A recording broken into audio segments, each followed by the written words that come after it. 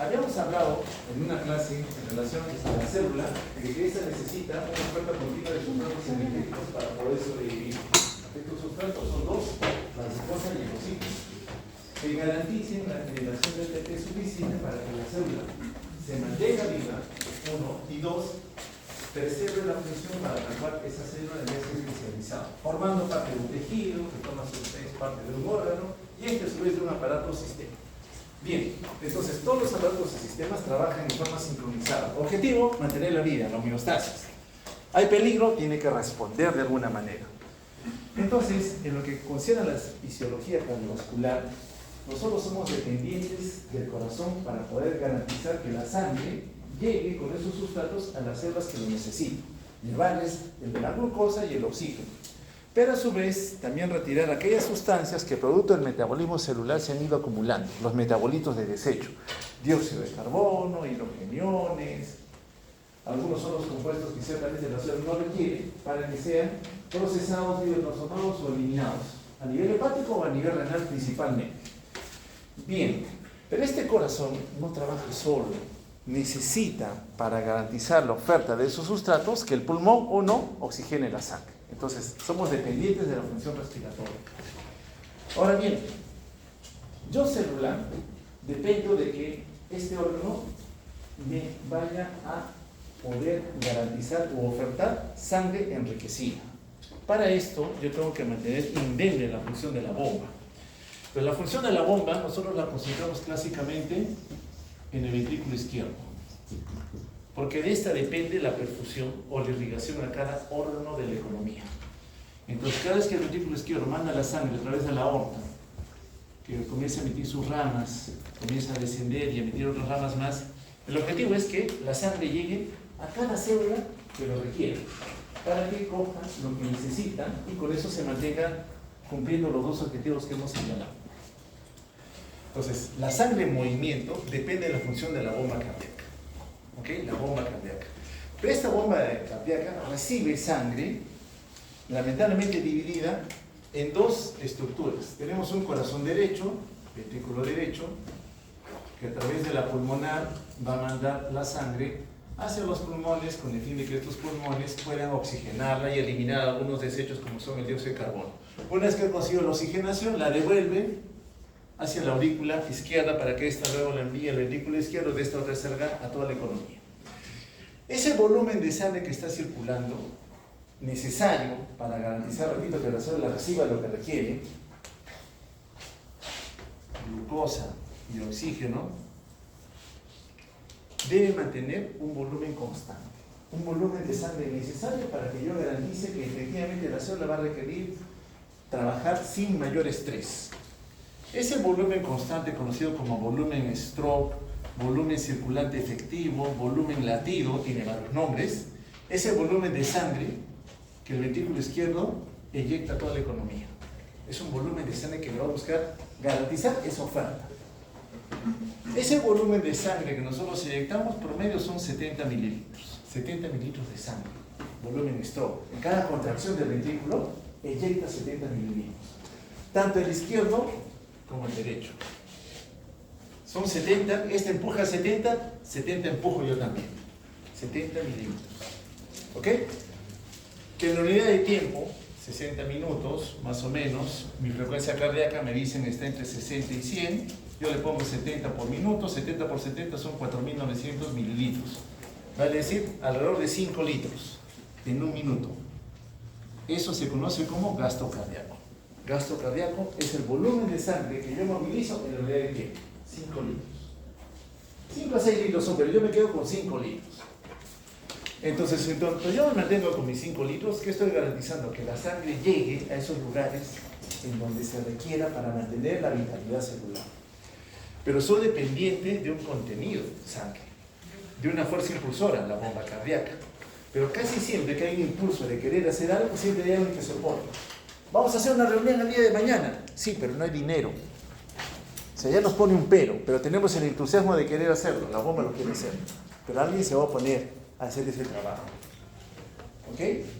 Entonces, hay un estímulo, una fuente de ingreso, mi precarga, y otro que se opone a que yo ejecute ese movimiento, la poscarga. Entonces, van a haber actores relacionados a generar este gasto cardíaco. Tenemos los papel o mota así, ¿no? Sí. Ya. El gasto cardíaco, matemáticamente hablando, está relacionado a mi volumen stroke por mi frecuencia respiratoria. ¿Qué es el volumen stroke? Es el volumen de sangre que en cada contracción del ventrículo se inyecta a la circulación pulmonar, si es que estoy hablando de cavidades derechas, o a la circulación sistémica, si estoy hablando de cavidades izquierdas, 70 mililitros. ¿Ok? Bien, por mi frecuencia cardíaca, por mi frecuencia cardíaca. Vale decir, el gasto cardíaco se incrementará cada vez que yo aumente el volumen stroke. El gasto cardíaco se incrementará cada vez que la frecuencia cardíaca se incremente. Es una proporción directa, entonces. Sin embargo, yo sé que la ley de Frankenstein me dice, si usted tiene un miocardiocito, una longitud determinada, y ahora esta longitud es mayor, se estira, el miocardiocito, la fuerza de contracción va a ser mayor. Eso me dice Frankenstein, ¿cierto? La ley de Frankenstein me dice eso. Sí, pero este estiramiento no es infinito, tiene un límite, tiene un tope, tiene un punto de estrés, a partir del cual tanta elongación rompe las filas y ya la contracción se pierde. ¿Ok?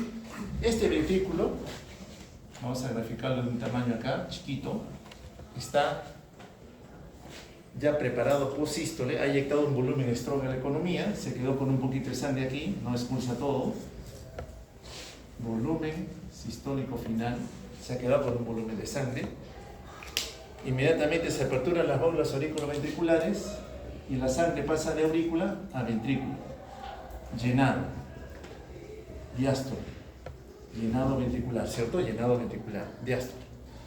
Bien, que al final se va a sumar al otro volumen que quedó, me va a dar un volumen diastólico final. Es decir, yo me quedé con un poquito de sangre y al momento que se aperturan las válvulas me voy a llenar con otro poco más de sangre. Volumen diastólico final. Entonces, cuando yo me lleno de ese volumen de sangre, vamos a graficarlo de azul otra vez, este ventrículo crece. ¿Por qué? ¿Por qué crece? Porque ahora tiene más sangre. ¿Ok? Eso dice Frankenstein. Mientras más lo estires, mayor fuerza contráctil. Pero si los actores involucrados en generar ese volumen de sangre que yo inyecto en cada minuto de mi vida cambian, el gasto cardíaco se puede ver perjudicado. ¿Quiénes influyen en el volumen stroke? ¿Quiénes van a determinar ese volumen de sangre que yo en cada contracción tengo que inyectar? Hemos dicho un actor es la precarga. ¿Cuánto volumen de sangre? ¿Cuánta sangre tienes en la economía? Tu volemia. Pero yo sé que mi volemia, si yo saco una muestra de sangre, mi tubito de ensayo, todo de sangre rojito, lo centrifugo, me queda rojito abajo, un sobrenaante más claro arriba. Glóbulo rojo, plasma. La mitad, glóbulo rojo casi, la mitad plasma, agua. Volemia es esto. Significa que si yo pierdo sangre, bajo la volemia. Pero si es agua, la mitad, si me deshidrato, no ingiero líquidos, orino en grandes cantidades y no repongo, pierdo líquido, bajo volemia. Afecto la precarga, afecto volumen stroke, afecto gasto cardíaco. Entonces, un actor que de alguna manera se altere, perjudica todo. Estamos con una diarrea profusa, cólera. 5, 10, 15 litros de heces. Estás perdiendo volúmenes de agua, que si no los repones te mueres. ¿Ok? Tienes que reponerlos rápidamente. El otro actor, lo hemos señalado también, es la poscarga. ¿Qué fuerza tengo yo que vencer, ventrículo? Tengo que vencer para que la sangre se mueva. Tengo que generar un gradiente de presión. Si este fuera el ventrículo izquierdo, allá está la aorta, la raíz de la aorta, yo al momento de contraerme tengo que primero aperturar las válvulas aórticas, las válvulas inguinales aórticas. Y una vez que las he aperturado, empujo la sangre, pero contra una fuerza que se opone a mí. Eso es poscarga. Poscarga. El ventrículo izquierdo tiene su poscarga, el derecho aórtico. El ventrículo derecho tiene su poscarga en la arteria pulmonar. Solo que el izquierdo, si yo grafico, le hago un corte al corazón, Este es mi ventrículo derecho, este es mi ventrículo izquierdo. ¿Qué estoy viendo? Que el ventrículo izquierdo tiene mayor masa muscular. El derecho no. El derecho tiene poca resistencia que vencer. El izquierdo no. Tiene más masa muscular porque tiene que vencer mayor resistencia, mayor poscarga. Si tú no aumentas la poscarga, por alguna razón, esa aorta, que debería ser elástica, ya no lo es. Soy viejo, tengo 80, 90 años, mis arterias ya no son lo que era joven, son duras. Aumenta tu poscarga. Ese ventrículo va a tener que hacer mayor trabajo para poder eyectar ese volumen de sangre. Si de repente tienes un problema en la válvula aórtica, no es elástica, está cerrada, está estenosada, voy a tener problemas, yo ventrículo izquierdo, para poder eyectar un volumen de sangre. ¿Ok?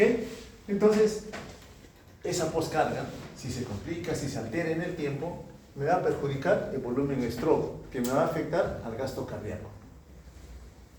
¿Y por qué hablamos de gasto cardíaco? Porque este es un actor involucrado en la presión arterial. ¿La presión arterial de quién depende? Del gasto cardíaco por resistencia vascular periférica. Entonces, si yo bajo gasto, bajo presión. ¿Y qué es la presión? Es la fuerza que impulsa que la sangre se mueva, que la sangre perfunda. Si la sangre no se mueve, no perfundes. Si no perfundes, la célula no recibe oxígeno, no recibe glucosa. ¿Y qué hace? Intenta sobrevivir, glicólisis anaeróbica, aumenta los riñones, ambiente hostil y entra en estrés. Y me muero. No me conviene afectar el gasto cardíaco.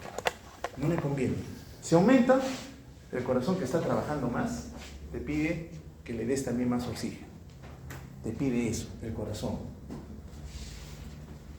Y cuando el corazón no bombea adecuadamente, los órganos de la economía son los que le exigen al corazón, ¿sabes qué? Bombea más. ¿Cuál es el otro actor importante para que la bomba genere ese gradiente de presión? Para que la bomba movilice la sangre, para que la saque de esa cavidad. La contractilidad, fuerza contractil. Es decir, que tenga miocardiocitos suficientes para que al momento de haber llenado el ventrículo lo pueda, al momento de la contracción, eyectar. Puede eyectar un volumen de sangre. Ese volumen stroke, volumen circulante efectivo, volumen latido. Entonces, estos tres actores están relacionados al volumen stroke. Poca precarga, poca volemia, por cualquier causa a la que se les ocurra, hematema, está vomitando sangre, está defecando sangre, está orinando sangre, está tosiendo sangre, o un accidente de tránsito, la sangre se ha salido del lecho vascular, hemotórax, hemoperitoneo, ruptura o fractura a nivel de fémur o de pelvis, etcétera, etcétera. Cualquier lugar donde la sangre pase el lecho vascular, lo metiste en otro lado, lo sacaste del lecho vascular, afectaste a la precarga. O en la contractilidad, una arteria coronaria que perfundía el miocardio, la descendiente anterior, descendiente de la coronaria izquierda, se taponó. El miocardiocito, acá, descendiente anterior, irriga el septum, irriga la cara anterior. Se necrosó, se murió. He perdido miocardiocitos contrarios. Los has perdido porque se han muerto. ¿Quiénes trabajan? La pared lateral y posterior. Pero lo otro ya lo perdiste. ¿Ok? Afectaste la contractilidad, bajaste el volumen stroke, bajaste el gasto, bajaste presión. Por tanto, bajaste perfusión. Perfusión. Hablar de hemodinamia es hablar de perfusión. ¿Ok? Nosotros tenemos que estar normoperfundidos. No me conviene la hipoperfusión. No me conviene. El incremento de la frecuencia cardíaca, estamos diciendo que debería buscar incrementar el gasto cardíaco como una respuesta natural del estrés. Aumenta la frecuencia cardíaca. Del estrés yo aumento esa respuesta para defenderme de algo que me está atacando. Sea cual sea la causa, infecciosa o no infecciosa, traumática, endocrina, lo que ustedes deseen. Cualquier condición que altere o incremente el metabolismo celular, cualquiera, le dice al corazón, dame más. Y el corazón le dice al pulmón, oxigena más, para que yo bombee más rápido, con mayor fuerza, con mayor energía, para incrementar este gasto cardíaco. Entonces, ante situación de estrés, aumenta el metabolismo celular, el gasto cardíaco normalmente se incrementa. Pero hay un peligro con la frecuencia cardíaca. Hay un peligro. ¿Qué valor de frecuencia cardíaca? Yo sé que lo normal es de 60 a 100. Hablar de frecuencia cardíaca alta significa que estoy por encima de 100. ¿Qué valor me garantiza eso? ¿Y qué valor me dice? ¿Sabes qué? No hay garantía, al contrario, hay peligro. Depende. ¿De qué? ¿Qué tipo de paciente estás viendo? Si son ustedes jóvenes, corazón sano, entre comillas, toda la masa muscular está inerte. Podrían soportar un estrés de 140, 150, 160 frecuencia cardíaca. Yo, que soy mayor que ustedes, tengo un miocardio más viejo, esos 140, 150 quizás no sean ya adecuados para mí y me llevan a un sufrimiento. Y si soy un viejo de 80, de 90, peor. Y si ya tengo un infarto previo y me dan una taquicardia de esas, no voy a poder soportar ese estrés. Es decir, ese mecanismo de respuesta compensadora que habitualmente ocurre en todos nosotros, va a depender sobre qué terreno está ocurriendo, sobre qué paciente está sucediendo, para saber si es benéfico o no. Por eso el valor no lo tengo claro. No puedo decir que es 120, 140, 160. Pero ¿cuál es el otro peligro? Que el corazón, como tal, cuando ocurre la sístole, y este se contrae, músculos se contraen para empujar la sangre a toda la economía que circule, en sístole, la contracción del miocardio hace que las arterias coronarias que están dentro de él, las arterias coronarias que buscan irrigar desde epicardio hacia endocardio, al momento que se contrae, la cierra. ¿Ok? La cierra. Las constriñe, porque se está contrayendo. Si todo esto fuera miocardiocito, músculo, y acá están las arterias, usted se contrae, la arteria me va atrapada. Por tanto, la sangre no circula de epicardio a endocardio, porque la circulación coronaria va de afuera, de epi a endo. ¿Ok?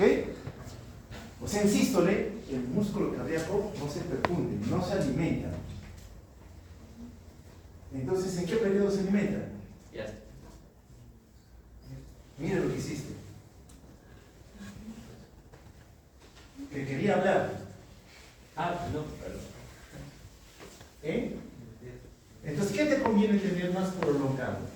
¿La sístole o la diástole? Si está con taquicardia, sístole. ¿Y qué pasa con la diástole? Se acorta. ¿Te conviene que la diástole sea corta?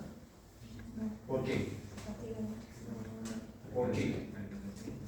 No perfundes.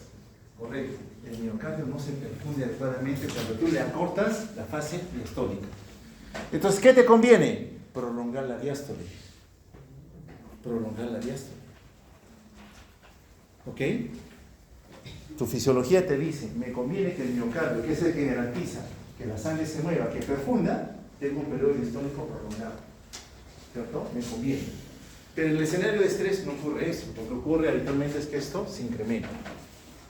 Por eso en el ámbito fisiopatológico de farmacología uno busca contener esa respuesta que, si bien es cierto es fisiológica, perjudica a un corazón que ya está enfermo. Pero eso es en el ámbito patológico. ¿Ok? Bien, entonces, volumen, stroke, dependiendo de estas tres variables, con frecuencia cardíaca. De las tres hay una cuarta que no le he comentado. Habla de la complacencia, el compliance o distensibilidad. Tenemos un ventrículo izquierdo, lo pongo de ejemplo siempre el izquierdo porque el izquierdo es el que perfunde. Cuando llega la sangre a llenarlo, si es complaciente se va a dejar llenar. Es complaciente, se deja llenar. Pero ¿qué pasa si tienes un pericardio engrosado? Pericardio visceral. Lo tienes atrapado. Cuando la sangre intenta llenarlo, no puede porque no tiene cómo expandirse, no es complaciente. Y si no es complaciente, al no llenarse adecuadamente, es decir, no llega a su precarga, menos volumen, esto también te afecta el gasto cardíaco. Pero eso es patológico, escenario patológico. En el infarto, el músculo cardíaco se pone duro, el ventrículo se pone duro, no se deja de llenar, no es distensible. Pero a mí me interesan estos tres factores. ¿Ok? Entonces, cualquiera de los tres afectado te va a comprometer volumen stroke. El volumen stroke, en promedio, representa esos 70 mililitros del volumen de sangre que inyectas en cada sístole. Pero estamos diciendo de que el volumen de fin de diástole significa que, si bien es cierto, yo mandé a la economía 70, me estoy quedando con un remanente. ¿Cuánto es ese remanente? 50 mililitros. 50 mililitros. Es decir, cada vez que el ventrículo izquierdo se contrae, no expulsa toda la sangre. Se queda con un volumen residual, volumen sistólico final. porque es al final de la sístole y me quedo con un volumen de sangre. Y en la diástole se llena, ¿no? Volumen histórico final. ¿Cuánto hemos dicho? El fin de diástole son 120 a 140 mililitros. Tú restas 120 menos 50, te damos 70 mililitros, que es el volumen histórico. Entonces, hablar de perfusión es relacionarlo directamente con lo que es gasto cardíaco. Y si es gasto cardíaco, usted lo relaciona con volumen stroke y la frecuencia cardíaca. Pero estos de aquí son dependientes. ¿De quién? ¿Es solamente el corazón? No. El corazón lo tiene que enviar a una red de vasos sanguíneos, las arterias. Y las arterias tienen 3 capas. Una,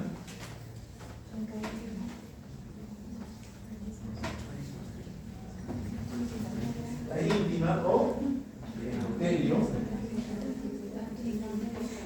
la media o muscular, liso, músculo liso, y la periférica o, pero esa tiene que estar, ¿cómo se llama? Adventísima. Histología, no han hecho histología todavía, ¿no? No han hecho nada de bases todavía. No han hecho bases, si no ya estarían pues alertas. Si bien es cierto, lo manda hacia la... Es el músculo liso, mantiene un tono entre el vaso, lo tiene semi-contraído. Pero si el músculo liso se relaja, dilata el vaso. Si se contrae, reduce el vaso. El diámetro del vaso es la resistencia, es la poscarga. Si tú tienes vasos cerrados, contraídos, la poscarga aumenta y tu ventrículo izquierdo tiene que ser mayor esfuerzo. Pero si tus vasos están relajados, vasodilatados, ese ventrículo izquierdo va a encontrar mayor facilidad. Pero hay ambientes patológicos en donde también ocurre lo mismo. Pero esa sangre que se inyectó desde el ventrículo izquierdo llega a la aorta, llega al tronco de la mesentérica, tronco mesentérica superior, que manda 3 ramas. Una es la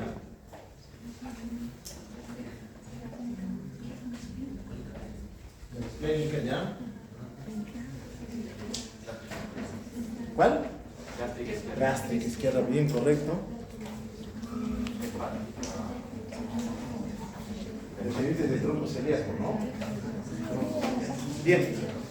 Entonces, cuando llegan a las células, llega una red de capilares. El diámetro del vaso se va reduciendo. Pero hacia el lado ya de salida, se recomponen los vasos para formar ¿qué cosa? Las venas. Estas venas, que también son vasos sanguíneos, también tienen los mismos 3 componentes que tiene la arteria. Solo que la vena tiene menos músculo liso que el que tiene la arteria. La vena tiene menos músculo liso que el que tiene la arteria. ¿Por qué es importante saber esto? Porque la sangre sale por el ventrículo izquierdo a irrigar a todos, por arterias, llega a sus células, se alimentan, cogen lo que tienen que coger, devuelven sus productos de desecho y lo que no consumieron, y por las venas regresa al corazón derecho. Pero estamos diciendo que estas venas tienen menos músculo liso. ¿Qué significa? Que están más relajadas, no están tan contraídas como las arterias. Por tanto, si esta fuera una arteria, el espacio para mí me permite circular. Es pequeño pero suficiente. La vena es esto, es un espacio más amplio. Entre esta arteria y esta vena, ¿dónde tengo más sangre acumulada? ¿En arteria o en vena? En vena. Por eso las venas son depósitos de sangre, llamados vasos de capacitancia. 70% de todo el volumen de sangre está en tus venas. Son tu reservorio, tu defensor cuando hay estrés. Cuando te falta volumen de sangre, por alguna razón has perdido, esas venas al contraerse van a hacer que esa sangre que estaba guardadita aumente tu precardio. Es un mecanismo de compensación, pero ejecutada por alguien que le ha dicho, tienes que contraer. ¿Quién es ese alguien? Tu primer defensor, tu primer vengador, el simpático. El simpático trabaja con las venas, trabaja con el corazón, también trabaja con las arterias. Es tu defensor. Quiere decir esto que ese simpático que me ayuda a mejorar mi precarga es el que finalmente va a regular la respuesta ante el estrés. Ese simpático, actuando sobre los receptores beta 1 en el nodo sinusal, beta 1 en el músculo cardíaco, nodo sinusal, aumento de frecuencia cardíaca y aumento gasto. Simpático me está defendiendo. Actuando sobre beta 1 en músculo cardíaco, aumenta tu fuerza contráctil, aumenta el gasto, te está defendiendo. Y el simpático con el lecho vascular arterial lo contrae, te aumenta resistencia, te aumenta presión. Entonces el simpático, a donde vaya a actuar, va a buscar defender. Es un mecanismo de regulación autónoma que ocurre en todos nosotros. Entonces, esto resume toda la clase de hoy día, hemodinamia. ¿Qué es hemodinamia? El movimiento. ¿De quién? De la sangre. Pero relacionado a los actores. No solamente es la bomba cardíaca, sino la red de vasos sanguíneos, tanto arterias como venas, que dependen de una influencia autónoma, superior, que regula cómo es que finalmente la sangre circula. Pero ese es a nivel macrocirculatorio, macro. Quiere decir que si hay macrocirculación, también hay microcirculación. Lo macro es la sangre que sale por acá, macro. Tomo la presión, ¿cuánto me sale en presión normal? 120/80, macrocirculatorio.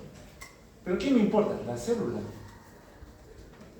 La célula está en un ambiente microcirculatorio. ¿De qué te sirve mantener una presión 120/80 macro si a nivel de la microcirculación tus células no están recibiendo sangre, no reciben sangre, no reciben y se están muriendo? A nivel macro aumentaste presión, pero a nivel micro todos se están muriendo. Eso tampoco está bien. Cuando tú tienes una buena macrocirculación y lo ves acorde con tu microcirculación, a eso le llamas coherencia hemodinámica. Es decir, yo tengo que valorar si la célula está consumiendo lo que yo le estoy ofreciendo. Cuando el ventrículo izquierdo recibe sangre que viene del pulmón, ¿qué está recibiendo? Sangre oxigenada. ¿Cierto? Este pulmón le está dando oxígeno unido a la hemoglobina, sangre oxigenada.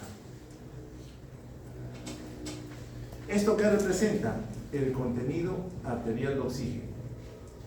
La sangre unida a la hemoglobina, 98% de todo el oxígeno que tú tienes está unido a la hemoglobina. 98%. 1 a 2% está como oxígeno aquí.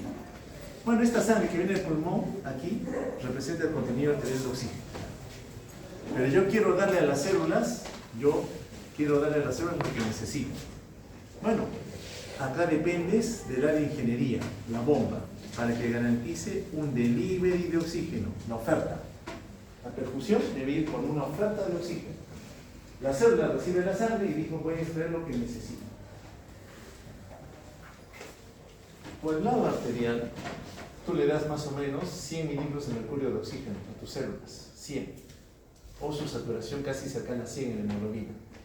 La célula recibe ese 100 y agarra, coge lo que necesita. ¿Cuánto coge la célula? Entre un 25 y un 30%. Tú le diste 100, ella solamente dice, necesito 25 o 30% de lo que me estás dando. Y el 70-75% lo regresa al lado derecho. Ella está en equilibrio, no necesita más. Ella extrae una cuarta parte de lo que tú le estás dando. ¿Cómo se llama a eso que coge la célula? Consumo de oxígeno, VO2, consumo de oxígeno. ¿De qué me sirve tener esto bien, mi delivery, si la célula no está consumiendo lo que debe consumir? Eso es coherencia hemodinámica. Le doy tanto, consume tanto. Señal de que la célula está viva. ¿Ok? Consumo de oxígeno. Entonces, estas variables que hemos visto aquí son lo que son, al final de cuentas, determinantes al momento que uno evalúa la hemodinámica. O sea, la clase de ahora, hemodinámica, es justamente para ver esto.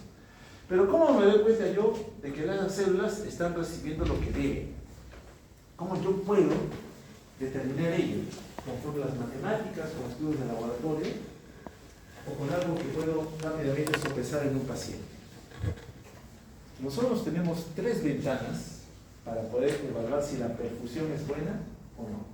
3 ventanas. Y esas se tienen que memorizar para siempre. Una es la ventana cerebral. El cerebro es dependiente de la perfusión. Cuando un paciente hace paro, ¿por qué reanimamos? Porque queremos evitar secuela neurológica. La neurona es larga. 4 o 5 minutos ya se están muriendo. Entonces, cuando cae la perfusión, el cerebro no recibe sangre. ¿Qué pasa con la persona que no recibe sangre suficiente a nivel cerebral? Se marea, está confusa o pierde la conciencia.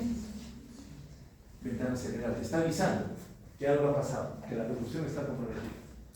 La segunda ventana es la ventana dérmica o la piel. Cuando el simpático ve que te falta perfusión, dice, le voy a quitar aquellos órganos que no me sirven la sangre y se lo voy a dar a aquellos órganos que sí necesitan la sangre. ¿Ok? Uno de los que no necesitan son la piel. El simpático dice, cierro todas las compuertas que van a la piel. ¿Y qué pasa con la piel? Está fría. Porque no hay sangre que circula, está fría. Y adopta un tono moteado. Moteado. ¿Qué significa moteado? Nuestro piso de cerámica, todo es uniforme de un solo color. Moteado es que van a encontrar manchas de color rojo, azul, la que tú quieras, mezcladas con plano. Y es moteado. Y la otra forma sencilla de evaluar esto, agarra tu dedo medio, 10 segundos lo comprimes, 10 segundos, y luego sueltas. Y toma, ¿cuánto tiempo le toma recuperar su color rosado? En todos nosotros debería durar menos de 2 segundos. Si te dura más de 2 segundos, la microcirculación está comprometida. La piel, ¿ok? Segunda ventana. Tercera ventana, el riñón. El riñón es un llorón. Si no lo perfumes, llora. ¿Y cómo manifiesta su berrinche el riñón? Porque no produce. ¿Estás conmigo o no estás conmigo? ¿Estás cansado? No te busco en la clase. ¿Por qué no participas conmigo? Si el riñón no recibe sangre, ¿cuál es su forma de manifestar que no está bien conmigo?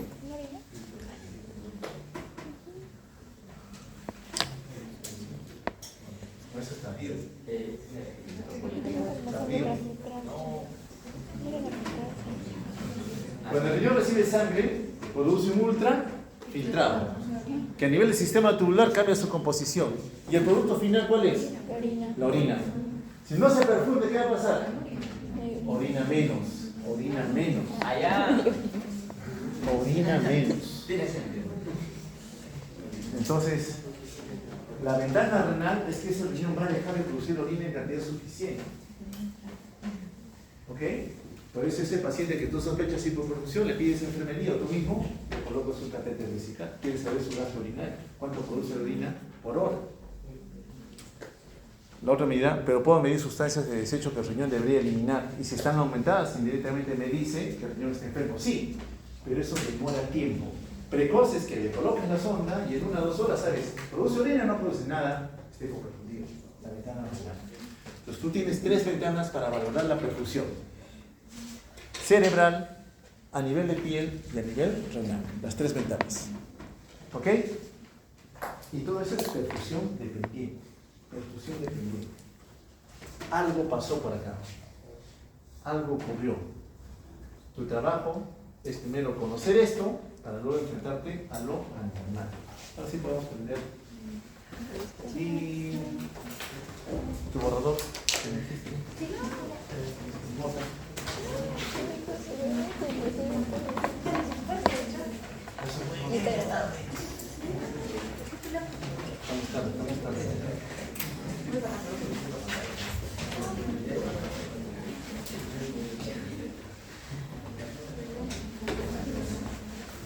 Aquí sí voy a correr porque básicamente hemos resumido todo lo que es la esfera hemodinámica, ¿no? Todo lo que vemos en los escenarios donde el paciente por alguna condición ha visto fracasada la capacidad de perfundir adecuadamente a cada órgano del organismo. Evidentemente van a haber órganos que soportan más el estrés, otros que son menos tolerantes, otros el cerebro, que rápidamente pueden cronicar. El tercer componente numeroso es a nivel de vísceras del abdomen. Las vísceras del abdomen, donde el simpático se activa, también son derivados de sangre. El simpático le quita sangre a las vísceras del abdomen, por eso el riñón fracasa. Pero también los hígado, también los intestinos pueden verse comprometidos. Entonces, cuando uno entiende este escenario, y ve cómo viene después el paciente, es fácil de entender por qué de ese hallazgo que el paciente trae. Básicamente la perfusión nosotros lo hemos relacionado con la presión arterial. Decir que un paciente está perfundido normalmente dirá que tenga buena presión arterial. ¿Ok? Esa es una condición que a veces uno evalúa siempre, ¿no? ¿Cómo está su presión? Pero recuerda que eso es macrocirculatorio. Tu paciente puede estar hipoperfundido con presión normal. No siempre la hipotensión es sinónimo de que está hipoperfundido. ¿No hay?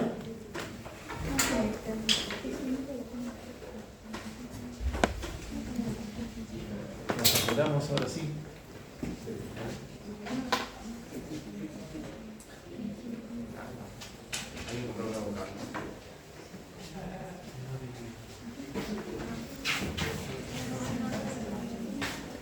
¿No lee?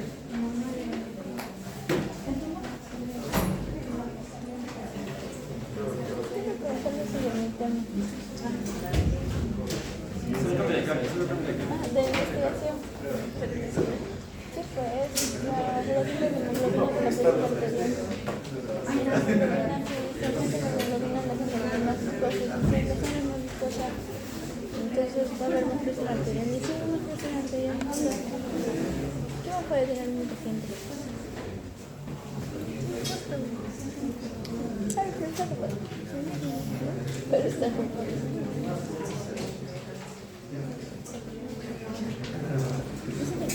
Ya, pues, ya está este.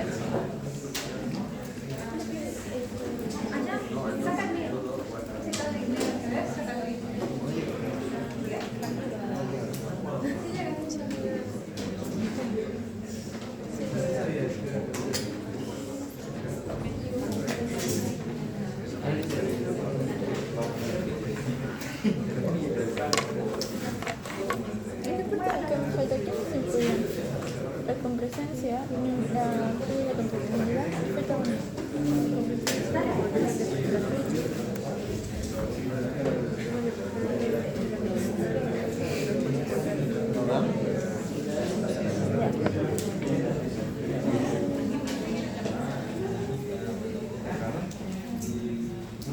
esto es patológico, ¿no?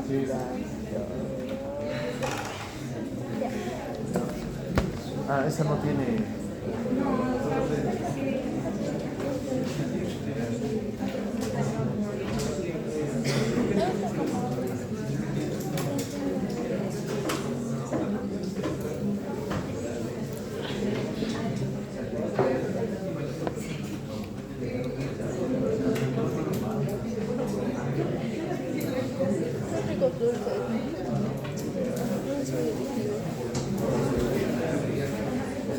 Deja el rosita dulce y al final medio maldito con tu hijo ya se esto.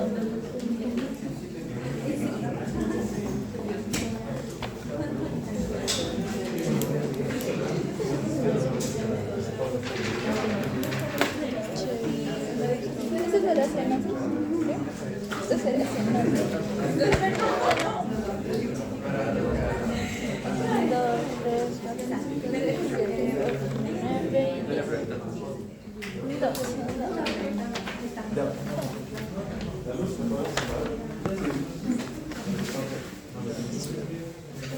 Ya, gracias. Bien, vamos a ver por qué es importante saber de hemodinamia. ¿Por qué es importante evaluar a la función de la bomba junto con la red de vasos sanguíneos en cada escenario clínico que vamos a enfrentar todos en algún momento? Esta es una paciente mujer, 60 años de edad, ya mayorcita, significa que su reserva fisiológica debería estar venida menos, pero con una condición especial. La han encontrado inconsciente. Cuando es evaluada, se le encuentra que está ya confusa, con la piel fría y marmórea.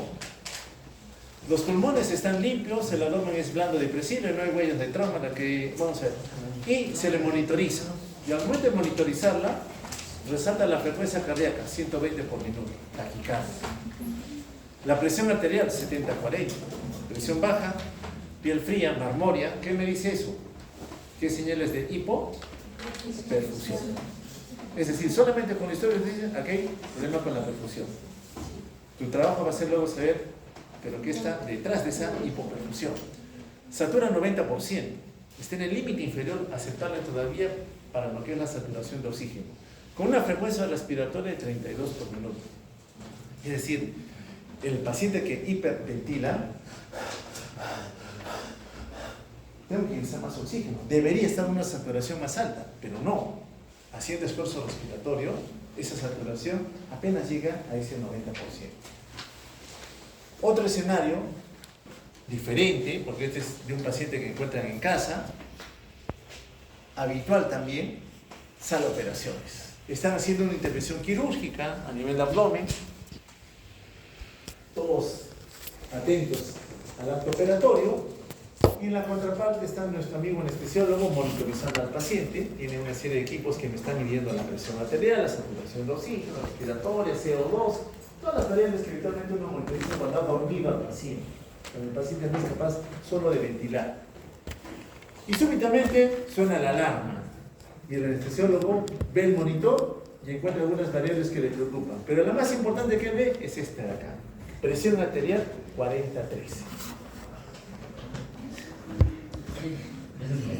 Uno dice, la presión normal para mí 120-80. Te recuerda que esa presión que tú estás evaluando es un valor macrocirculatorio. Lo que tú tienes que determinar es cuál es la presión directa que va a perfundir a los órganos. A esa presión la denominamos presión arterial media, la PAM. La PAM sigue la regla del 1, 2, 3. Una sistólica más 2 sistólicas, todo entre 3. Una sistólica, 2 sistólicas, todo entre 3. La PAM que a ti te garantiza perfusión de todos los órganos de la economía es de 65 milímetros en 65. Vale decir, si tú tienes una PAM menos de 65, tiene 21, tu paciente está hipoperfundido. Peligro, porque la célula que no recibe sustratos energéticos se muere. Y tu paciente súbitamente está presentando esta PAM. Entonces, tiene peligro inminente de muerte.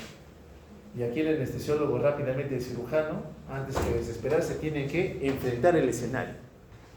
¿Cuál puede haber sido la causa del problema? En ese momento de estrés, olvidaste toda tu fisiología. Lo que vamos a ver ahora, lo olvidaste. Pero sabemos que durante el acto operatorio, sangrado, un vaso que ha chisgueteado, se ha roto, está que sangre, hipovolemia, precarga, bajo gasto, baja presión, ¿cierto? O de repente se me pasó la mano en la bomba con un fármaco anestésico depresor, cardiodepresor. O de repente el medicamento le causó una alergia severa al paciente, choque anafiláctico.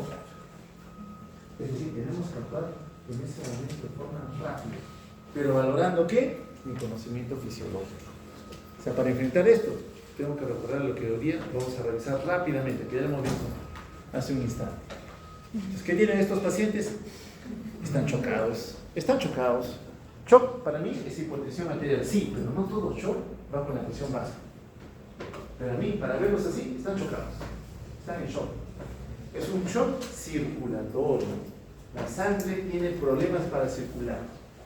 No sé si es porque es un compromiso a nivel de precarga, no sé si es un compromiso a nivel de poscarga, no sé si es un compromiso a nivel de la bomba cardíaca, no lo sé, pero lo tengo que investigar. ¿Qué le indicaríamos a estos pacientes? Si están chocados, mi conocimiento antiguo de mi época, cuando yo me formé, todo paciente chocado, enfermera, 2 venas de acceso venoso, pásale fluidos, pásale volumen. Agarramos 2 suelos y a chorro se lo pasamos al paciente, creyendo de que ese shock circulatorio era por hipovolemia. Pero ¿qué pasa si es un shock donde la bomba se ha infartado? Ya está en estrés y tú le metes más precarga a un ventrículo que ya se infartó. ¿Qué estás haciendo? Que tenga más carga de trabajo, que ya no pueda mover esa precarga que tú le estás dando. ¿Qué estamos diciendo entonces? Que en el shock circulatorio no todo se soluciona con dolor. No todo es volumen. Porque hay pacientes que tienen incluso hipervolemia. O sea, este concepto antiguo, que cuando el paciente estaba chocado, así era antes, ¿no? Entra en shock, todos vías de acceso, pásale volumen. No, nosotros ya no hacemos eso. Evaluamos el tipo de shock circulatorio que el paciente tiene. Porque yo interpreto el shock circulatorio como un estado de hipoperfusión. Pero tengo que saber cuál de todos los actores involucrados es el que está generando el shock. ¿Ya? Entonces, como dice acá el señor Bond, lo conocen también, ¿cierto? Sí. Entonces, no, pues no todo es con lo que ahora es Midas, rápidamente haciendo, también los compuestos para inundar de agua. Cuando tú sometes en estrés al ventrículo izquierdo que ya está lesionado, el ventrículo izquierdo cuando se daña perjudica inmediatamente el pulmón. Su acompañante habitual, sintomático del ventrículo izquierdo, cuando él llora, el otro llora. Entonces son condiciones que van siempre acompañándose. Pues vamos a empezar rapidito esto del shock circulatorio para entender luego lo fisiológico, ¿no? Lo que estaría condicionando el daño. Bueno, la mecánica cardíaca, movimiento, ¿por qué se da? Porque tengo que generar un gradiente de presión. Yo ventrículo izquierdo, yo ventrículo derecho para vencer resistencia vascular pulmonar o vascular sistémica.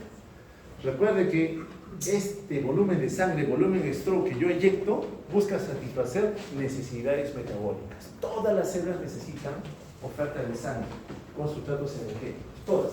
Son sus necesidades. Mi gasto cardíaco ya sé, 5 a 6 litros por minuto, ya hemos visto cómo se obtiene. Cualquier aumento del metabolismo, recuerda, aumenta gasto. Tu paciente tiene una tormenta tiroidea, tiene mucha hormona tiroidea que es la que activa, moviliza las células, el animador de la pieza. Aumenta tu tasa metabólica. ¿Quieres al corazón? Mándale más, aumenta la tasa metabólica. O si tienes fiebre, o si eres un politraumatizado, o si tienes pancreatitis aguda, por ejemplo, aumenta el gasto cardíaco. ¿Quién es el responsable de regular el gasto cardíaco? De afinar la respuesta, tu sistema nervioso autónomo. Eso ocurre inconscientemente. Tú no te das cuenta de ello. Él solito ha comenzado a actuar frente a alguna necesidad. Entonces, igual que en algunos escenarios de hospedaje, vamos a imaginar un hotel que tiene varias habitaciones, tiene que haber la necesaria obligación de garantizar que los hospederos o huéspedes tengan una oferta continua de agua. En este caso, de sangre rica con sustratos energéticos. Un reservorio que yo tengo que mover contra un gradiente, una bomba, para que llegue a almacenarse, ¿dónde? En los vasos sanguíneos, principalmente en las venas, se almacena, y desde aquí comienza a distribuirse a cada lugar de la residencia donde están las personas, en este caso las células. Según la actividad que tenga, abro el caño, abro la lavadora, abro la ducha, etcétera, etcétera, aumenta mi requerimiento. Es decir, no hay una necesidad constante. No todas las células están trabajando al mismo tiempo, no todas. Generalmente unas trabajan más que otras. Normalmente cuando la sangre circula, llega a cada célula y estas, repito, extraen lo que necesita para sobrevivir. Aquí en un circuito único, una sola bomba, un solo ventrículo, digamos, bombea la sangre y la sangre que bombea le va retornando continuamente. Pero tiene que tener un sistema de disipación de fluido. En cambio, nosotros trabajamos con este sistema, ¿no? Tenemos doble sistema. Una circulación menor, que va al lecho vascular pulmonar, y otra sistémica que va a agregar a todos los órganos de la economía. Entonces, recordando, mi gasto cardíaco tiene dos actores determinantes: frecuencia cardíaca, volumen de stroke. Mi volumen de stroke depende del volumen de fin de diástole, cuánto me he llenado de sangre, 120 mililitros. Y al final de la sístole, ¿cuánto de sangre me queda? Mis 50 mililitros, 120 menos 50, 70 mililitros eyecté a la economía. Ese es mi volumen de stroke. Multiplicado por mi frecuencia cardíaca. ¿De qué depende la frecuencia cardíaca? De mi sistema nervioso autónomo. Y de la liberación de algunas hormonas, que lo vamos a ver también. Entonces, mi gasto cardíaco, mi perfusión, depende de un movimiento de sangre que me llega a mi corazón. Flujo venoso, ¿ya? O presión de llenado, o comúnmente denominada precarga, la precarga, mi volemia, en otras palabras. Este corazón, derecho-izquierdo, bombea la sangre a un circuito arterial, en donde se ofrece una resistencia a la salida de la sangre, mi poscarga. Pero en este escenario, precarga, corazón, poscarga, tiene que haber músculo cardíaco suficientemente sano para movilizar esa sangre. ¿Quiénes influyen en él? Mi sistema nervioso autónomo. Uno que busca promover que la actividad cardíaca sea más eficaz, más incrementada, simpático. El simpático activa todo. Aumenta la frecuencia cardíaca, aumenta la fuerza frontal. Versus el parasimpático, el cual apaga, contiene, evita que la actividad cardíaca esté incrementada. Hace la contraparte de lo que el simpático habitualmente desarrolla. Al final de cuentas, entonces, para mantener equilibrio, la unidad funcional o este binomio corazón-pulmón, necesito que haya una buena contractilidad relacionada a una adecuada frecuencia cardíaca. Bien, entonces, ¿cómo se compromete este gasto cardíaco? En resumidas cuentas, mi gasto cardíaco depende de la frecuencia cardíaca, volumen y stroke. La frecuencia cardíaca, a su vez, depende de dos sistemas que pueden estar activos, uno u otro, simpático o parasimpático o vagal. El simpático que simula, el vago que apaga, atenúa, contiene. El volumen sistólico depende del volumen diastólico final y eso se relaciona a una precarga, ¿no? La precarga, conocida también como presión venosa central. Pero va de la mano con la compliance, cuán complaciente, cuán distensible es el ventrículo. El volumen sistólico, a su vez, depende de la presión arterial, conocida también como postcarga, de la contractilidad o fuerza que tiene que hacer el ventrículo izquierdo para contraer adecuadamente a este músculo y inyectar un volumen de sangre. Esta contractilidad es simpático dependiente. El simpático, entonces veo, trabaja con un actor relacionado al gasto cardíaco, frecuencia cardíaca. Si el simpático es activo, aumento frecuencia, aumento gasto, aumento presión, aumento perfusión. El simpático aumenta la fuerza contráctil. Si aumento fuerza contráctil, aumento volumen sistólico, aumento gasto cardíaco, aumento perfusión. El simpático. El simpático tiene varias zonas en el corazón donde puede actuar con el fin de promover que el gasto cardíaco se incremente. Por eso es mi defensor. Cuando la perfusión se ve afectada, el simpático sale a defenderme.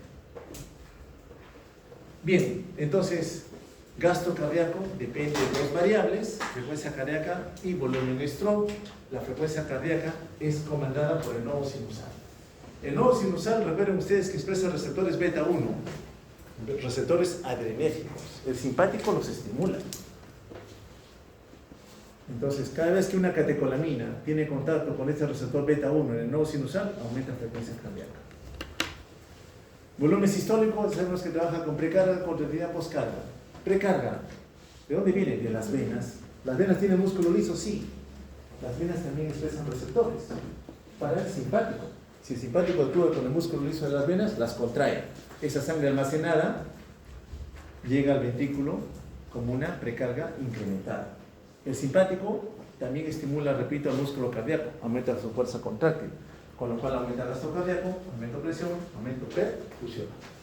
El simpático también trabaja con las arterias, también estimula la vasoconstricción, aumento de resistencia, aumento de presión, aumento de perfusión. Vale decir, el simpático trabaja con todos. Cuando tú tienes peligro inminente que te está afectando, tu simpático va a salir a defenderte. Entonces, gasto cardíaco, dos actores, frecuencia cardíaca, volumen stroke, ya sabemos quiénes son los que van a influir directamente. Cada vez que la sangre va llenando las cavidades, esta se va moviendo de un compartimento a otro, llega la orden al final de cuentas para que el ventrículo se pueda contraer, pero con gasto de energía, y esa contracción que vence una resistencia o postcarga, logra garantizar la perfusión de cada órgano de la economía. Pero no solamente son estos tres componentes, no solamente es precarga, bomba y postcarga. Estos lechos de vasos también son importantes. No solamente es el tanque, no solamente es la bomba, sino también este conjunto de red de circuitos que van a distribuir la sangre a cada estamento de la economía que requiera recibir a los sustratos que ya hemos mencionado anteriormente. Estas son las paredes de los vasos, tanto arterias como venas, la íntima, la media y la adventicia. Arterias y venas las tienen, pero noten la diferencia. Este de aquí es una vena y este de aquí es una arteria. Si yo coloco mi ecógrafo en tu cuello, voy a ver la vena yugular interna y la carótida al lado, los dos vasos. Pero noto que la vena es más grande, mayor diámetro. En cambio la arteria está medio contraída, menor diámetro, porque tiene más músculo liso. Esta, al tener más diámetro, atrapa más sangre. Vaso de capacitancia, almacén de sangre, reservorio. Cuando el simpático la contrae, esa sangre regresa a los ventrículos como precarga. Te ayuda ante situación de estrés a poder defenderte mejor de la condición que en ese momento te está agobiando. Bueno, entonces la sangre siempre está circulando, se está moviendo. Una fuerza impulsora nace en el corazón que va a buscar inyectarla a toda la economía. Bien, una cosa es cuando sale de la aorta, a raíz de la aorta, pero hemos notado que conforme sale, se aleja del ventrículo izquierdo, comienza a ramificarse. Y cada vez que se ramifica, el diámetro del vaso disminuye. Y cuando el diámetro del vaso disminuye, la resistencia aumenta. Esa es la ley de Poisson. Cada vez que el diámetro o radio del vaso disminuye, la resistencia se incrementa. La resistencia se incrementa. Miren a la velocidad que sale la sangre desde el ventrículo izquierdo, llega a la red de capilares y baja la velocidad. Baja la velocidad. De 40 centímetros por segundo baja a una décima. En la raíz de la aorta, el área, la luz por donde fluye la sangre, en su salida 3 a 5 centímetros cuadrados. ¿A qué velocidad sale la sangre desde el ventrículo izquierdo? 40 centímetros por segundo. Y cuando llega al tejido, al lecho celular donde está prácticamente el actor que necesita que la sangre le llegue, los capilares, el área aumenta. Pero la velocidad es bastante lenta, una décima de centímetro por segundo. Cuando se recomponen las venas, vena cava superior e inferior, las dos suman un área seccional de 14 centímetros cuadrados, mira más que la aorta, 3 a 5. ¿Por qué? Porque las venas tienen menos músculo liso, son, repito, reservorios o almacenes de sangre. ¿A qué velocidad? 15 centímetros por segundo, más lento que en la arteria, pero igual llega al ventrículo derecho. Entonces, la sangre siempre está en movimiento, gracias a la acción que la bomba cardíaca con tranquilidad tiene en cada momento. Acá están los troncos de esos vasos sanguíneos, acá está la red de capilares. Aquí están las redes capilares, lado arterial, lado venoso. ¿Qué notamos aquí? Que tiene músculo liso. En tanto tenga músculo liso, estos vasos, si este se contrae, la sangre no entra. Si se relaja, la sangre fluye. Quiere decir que localmente, cada circuito microcirculatorio de cada tejido de tu cuerpo regula. ¿Pasa la sangre o no pasa? Este músculo liso responde a algún tipo de sustancia, componente que se está liberando para que esté contraída o relajada. Pero si el jefe mayor se entera de que algo malo está pasando, ¿quién es el jefe mayor? El simpático. Cierra todo, a él no le importa. Porque ¿qué hace el simpático? Cierra todo, contrae todos los vasos que están en la economía. Entonces la sangre se oxigena en el pulmón, llega al ventrículo izquierdo, se distribuye a cada célula donde va a tratar de llevar el oxígeno para que estos órganos se mantengan vivos, se mantengan vitales. En amarillo son las compuertas. ¿Qué son las compuertas? Músculo liso. Por el lado arterial llega, mira, fluye, todas las células reciben. Pero ¿qué pasa cuando estos se contraen? La sangre no pasa, porque hay contracción. Pero cuando este se relaja, ya no está contraído, la sangre permite llegar a aquellas células que lo necesitan. Esto ocurre en cada circuito microcirculatorio de tu economía. ¿Okay? Localmente hay mediadores que van a permitir que el vaso esté contraído o que esté relajado. Ese músculo liso responde a sustancias entonces que promuevan que el calcio esté aumentado o esté disminuido. Si el calcio aumenta, contracción. Si menos calcio, relajación. ¿Ok? ¿Quiénes promueven que el calcio se incremente? Por tanto, que esté contraído el vaso. Las endotelinas, potentes vasoconstrictores. ¿Quién más? La angiotensina 2. Por citar un ejemplo, ¿no? ¿Quién más? Los tromboxanos. ¿Quiénes relajan? El óxido nítrico.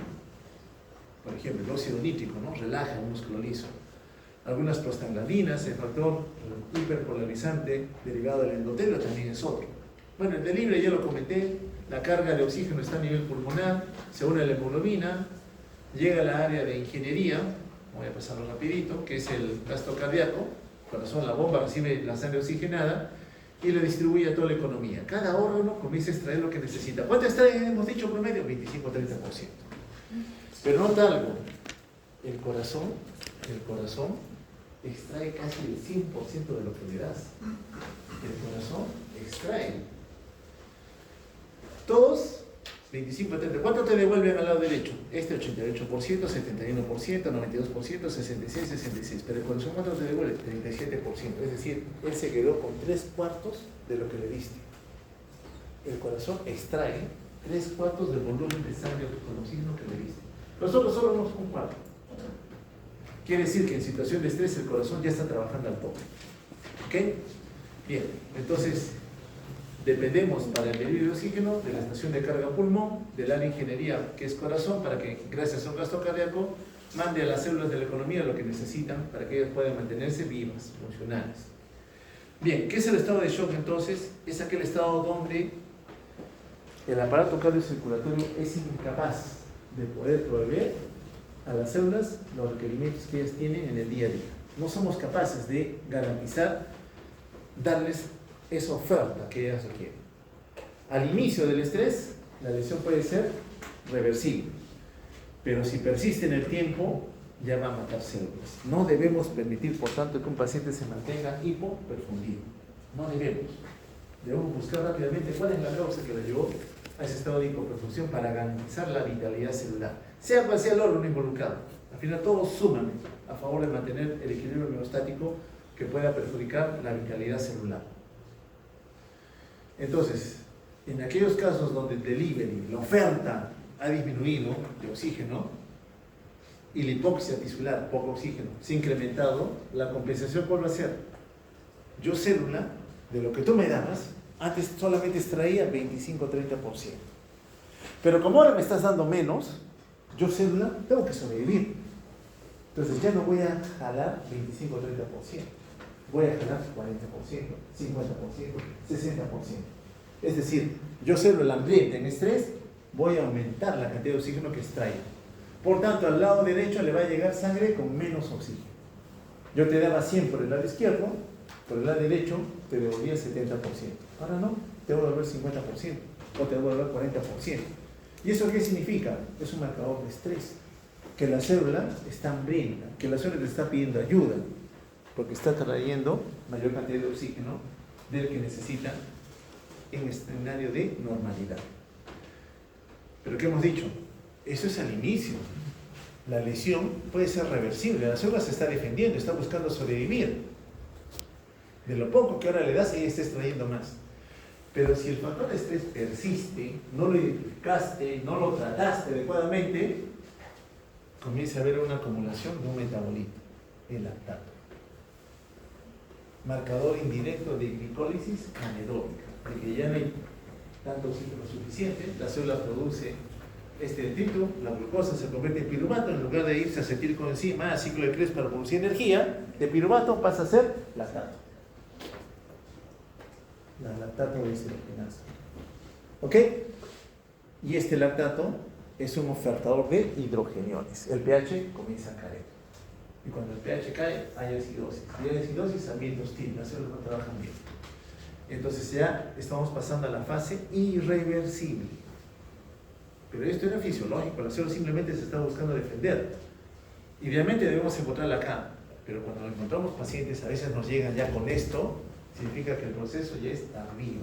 Quizás ese paciente, haga lo que haga, no vaya a salir airoso del evento de estrés que ahora tiene. Es verdad, ¿no? Piruvato debe entrar al ciclo de Krebs, lamentablemente cuando hay poco oxígeno, sobrevive produciendo poquito ATP, pero acumulando este metabolito que es una oferta importante de hidrogeniones. Ustedes reciben por el lado arterial casi 100% de oxígeno, por el lado venoso, extrayendo 25-30%, devuelven 70%. Si están en estrés, sus células van a comenzar a extraer más oxígeno, van a devolver menos oxígeno al lado derecho. Sí, eso por un tiempo, por unas horas, hasta un punto donde ya no da, ya no pueden extraer más porque el corazón está agotado, porque el pulmón ya no da más. Recuerda que en situación de estrés se activan mecanismos de compensación. Uno es la taquipnia, el paciente comienza a hiperventilar. Pero ya no va a dar. Su músculo diafragma, sus intercostales, los escalenos, el esternocleidomastoideo, los rectos, ya no dan, se agotan. Ya extrajo lo máximo que pudo. ¿Y qué ocurre? La caída. Se agotó, ya no puede hiperventilar, ahora está hipoventilando, bradypnia. Y finalmente el paciente se para respiratorio y se muere. Por eso nosotros debemos actuar rápidamente en cualquier escenario de hipoperfusión. Acá van los escenarios, ¿no?, que a veces ocurren. Este es un paciente sano. Acá está el punto de estrés. Acá empezó el estrés. Ustedes, jóvenes, aguantan el estrés horas, a veces días. son jóvenes. Un paciente que tiene el órgano dañado, el corazón ya está dañado, tiene una falla cardíaca, va a aguantar o va a soportar el estrés menos tiempo que un individuo sano, porque su órgano que debería bombear la sangre ya estaba dañado previamente. Le sumas la falla cardíaca y ahora tiene poca hemoglobina, está con anemia, y la hemoglobina transporta oxígeno, su tolerancia al estrés va a ser menor.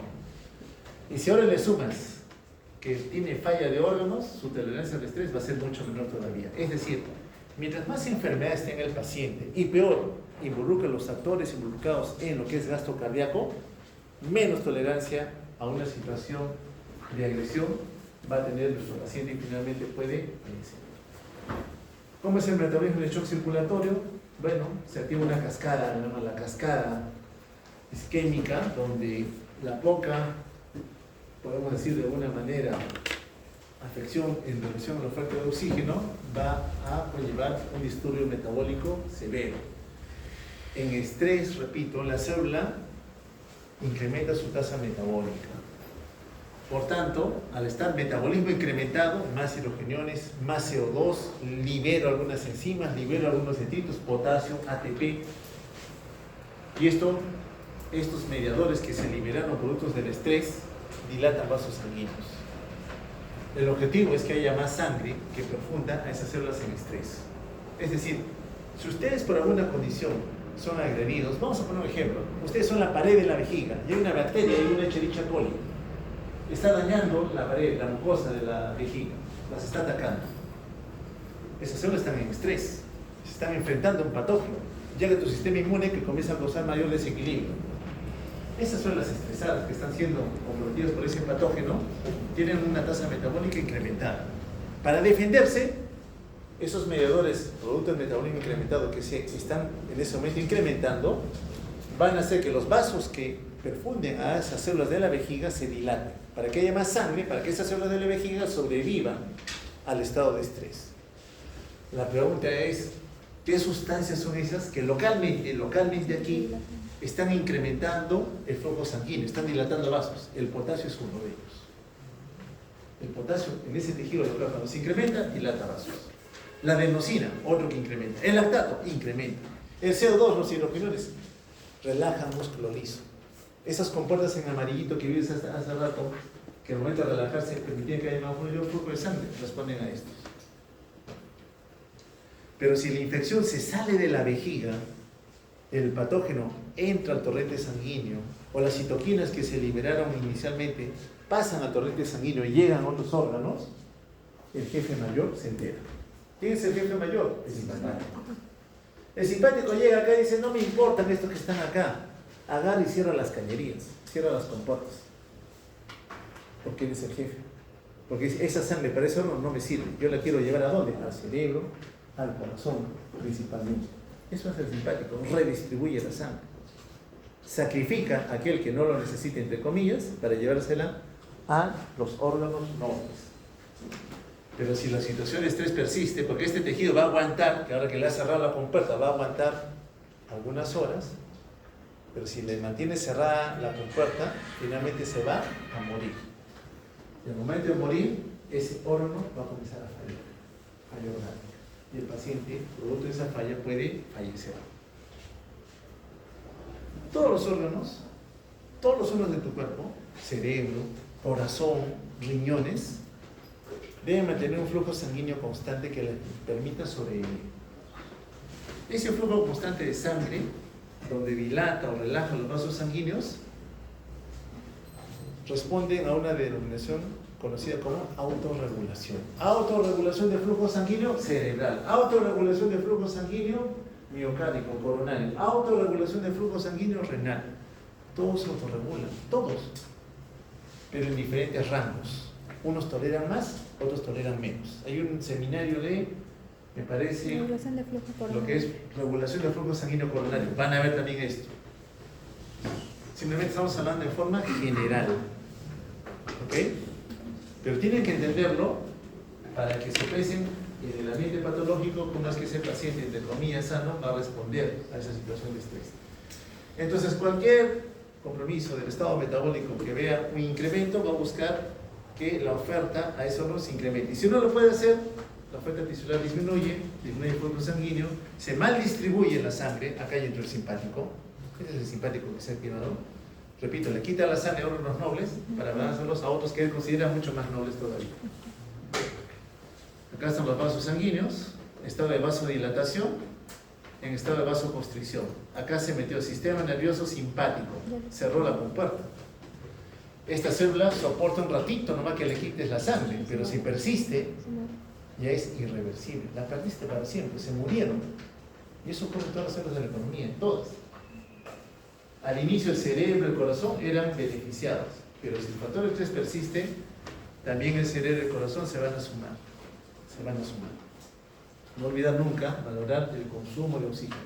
De nada te sirve cuando tú ves un paciente hipoperfundido que mejores la presión arterial, macrocirculatorio, si no evalúas la microcirculación. Siempre debes evaluar microcirculación. ¿Cómo lo evalúas? Con el VO2. Entonces queremos buscar un equilibrio acá, en este estado microcirculatorio. Extracción puede fluctuar de 25 a 80%. Antes extraía 25%. Y ahora la célula en estrés, ¿qué va a hacer? Te va a extraer más. Por tanto, te debe devolver al lado derecho sangre con menos oxígeno. Bueno, ¿cómo evaluamos ese VO2? Yo quiero el equilibrio oferta-demanda. Ya casi para terminar. Creo que la otra más extensa te lo voy a dejar nomás porque no vamos a poder estar. Tu pulmón es el área de abastecimiento, ¿cierto? Recoge oxígeno. Pulmón sano debe ser. Inmediatamente en la sangre une el oxígeno a la hemoglobina. Llega al ventrículo izquierdo y del ventrículo izquierdo la sangre se distribuye a toda tu economía, 100% de oxígeno. Es tu oferta, tu delivery. El delivery de quién depende? De la función de bomba, gasto cardíaco por contenido arterial de oxígeno. ¿Qué es el contenido arterial de oxígeno? ¿Cuánto está unido a la hemoglobina? Entonces, delivery es gasto cardíaco por contenido arterial de oxígeno. Tú le estás dando casi 100% de oxígeno. ¿A quién? A las células de la economía que están formando parte de los capilares.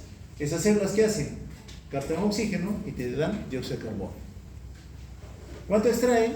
Fisiológicamente hablando, 25 a 30%. Le diste 100, quiero 25%. ¿Cuánto devuelve? 75. Extraigo 30, ¿cuánto devuelve? 70%. ¿Ok? ¿A dónde? Al lado derecho del corazón. Entonces, yo puedo colocar un catéter acá, cerquita a la aurícula derecha, saco la sangre y mido la saturación. Para valorar, por acá le saco sangre de una arteria, cuánto tengo de sangre oxigenada en la arteria, cuánto me está regresando a la aurícula derecha, y mires el equilibrio. De esa manera estás evaluando consumo de oxígeno. ¿Ok? Es una forma de evaluar consumo. Saturación venosa central de oxígeno le llamamos. El objetivo, repito, es llegar al nivel capilar para garantizar el equilibrio. Y del lactato, bueno, ya hemos visto de dónde viene. Normalmente es el lactato que forman los tejidos, llega al hígado y se reconvierte en glucosa. Ciclo de Cori. Bioquímica, han hecho eso sí, ¿no? Sí. Ciclo de Cori. Pero van a haber condiciones de estrés, donde aquellas enzimas que deberían regular la producción de lactato y la producción de acetil-CoA se están produciendo de forma normal. Una que está acelerada y otra que no promueve la conversión de piruvato en acetil-CoA. Y acá están las condiciones que pueden llevar a estado de oxidorreducción incrementada, inflamación, daño hepático, daño renal, disfunción de la piruvato de deshidrogenasa, o que la mitocondria ha estado tanto tiempo confundida, la célula donde estaba esta mitocondria, que finalmente generó la apoptosis, actividad mitocondrial dañada. El lactato es un marcador de mal pronóstico, sí. ¿Cuánto es el valor normal del lactato? Menos de 2 milimoles por litro. Todos tenemos menos de 2. Menos de unos 5 en realidad. Pero 2 es un valor que debes recordar. Lactato. Cuando yo recibo un paciente hipoperfundido, le tomo una gasometría y me mandan el lactato. Un lactato, vamos a imaginarnos, en 10. Cuando tú tienes lactato en 10, tu tasa de sobrevida es casi de 0, te vas a morir. Te vas a morir. Pero no seas frío. Lo recibiste con 10, reconociste que estaba hipoperfundido, identificaste que es por deshidratación, repletas la precarga, la volemia, y este lactato que estaba en 10 cuando entró, le tomas un AGA 1, 2 horas después, te bajó a 6. 2 horas después te bajó a 4. ¿Qué quiere decir? Que tu tratamiento está siendo efectivo. No te guíes de un solo valor, monitorízalo a lo largo del tiempo. Entró con 10 y baja, mi tratamiento está siendo bueno. Y 2, el paciente llegó a tiempo. Porque recuerda, si la célula hubiera muerto, este lactato seguiría alto. Vale decir, le tomas en 2-3 horas y el lactato ya no está en 10, está en 12, está en 15, está en 18. ¿Qué te está diciendo? Que estamos llegando tarde. ¿Ok? Es un marcador, no lo tomes frío, tómalo en el seguimiento. Te va a ayudar a valorar si tu tratamiento tiene el impacto que debe tener o si el paciente lamentablemente ha llegado ya en un estado tardío. Entonces, el shock, la hipoperfusión para ti, shock, es una transición entre la vida y la muerte. De ti depende que el paciente no muera. De ti, que diagnostiques precozmente, veas tus 3 ventanas que evalúan la perfusión, determines que efectivamente está hipoperfundido, identifiques la causa y la trates. Porque a veces la ves en tus narices y no identificaste que está hipoperfundido y lo dejas así. Horas. ¿Qué hemos dicho? Que la vida celular es tiempo dependiente. Tú te demoraste y ya no recibiste al paciente, porque así nos pasa, permitiste que el paciente pueda morir. Y es lo que tenemos que tratar de evitar. Pues aquí están mis ventanas. Ya desde hace muchos años atrás, ya se viene determinando mis ventanas, la ventana cerebral, la ventana dérmica y la ventana renal, ¿no? Entonces te dicen evaluar estado mental, estado de perfusión o no, la frialdad de la piel, el higiene capilar. Puedes pedir tu lactato también con un marcador de certeza que te diga que efectivamente estás frente a un shock circulatorio. Y en base a eso, ya identificaste este hipoperfundido, comienzas a dar tratamiento. ¿Ya? Este paciente, solo ponerlo de ejemplo, esa es piel magnolia. La buscamos en las rodillas. Entró con piel magnolia, identifico la causa del shock, la trato y la piel magnolia desaparece, mi tratamiento está yendo bien, sin lactato a la mano. No todos somos lactato dependientes. Ahí están sus funciones, 150 de frecuencia cardíaca, simpático activo, porque el simpático aumenta frecuencia cardíaca. Llega a su glosometría, vamos a ver, lactato en 9.9 de lactato. ¿Cuánto es lo normal? Menos de 2. 9.9, ¿se va a morir? No, un ratito. Ese es el valor por el cual yo le estoy recibiendo. Para ti es un reto. En medicina para eso hemos estudiado, ¿no? Porque nos vamos a chancar razonando. ¿Puedo hacer algo por el paciente o no? Y comienza a controlar todas las variables. Eso es lo bonito en medicina, que tenemos que aprender a enfrentar con el paciente. PAFI me da, sí, PAFI 161. La relación PAFI evalúa de forma indirecta cómo va la oxigenación. Más de 300 debe ser normal. Tiene 161, pulmón injuriado. Mira que el pulmón es el área de abastecimiento, que le va a dar al ventrículo izquierdo sangre oxigenada para que él le oferte a las células de lo que necesitan, de libre de oxígeno. Ya tienes bajo. Ya estás partiendo con el pulmón enfermo. Su nombre, señor. Este paciente, cuando lo examinamos, encontramos una tumoración. Ese es un incidentaloma, no me interesa, no ha venido por esto. Es un hallazgo agregado. ¿Cuántos años tiene? No se distrae, eso es un distractor. El paciente no podía hablar, no lo conocía, está más o menos balbuceante ahí. Hemos empezado la reanimación, ¿algún cambio? Sí, ya no hay. Ya la presión recién cesa. Cuando entró no podíamos medir presión, no, 0. Y ahora recién tu presión ya está subiendo. Miren el estado de shock y hipoperfusión que tuvo el paciente. Miren. ¿Perdón?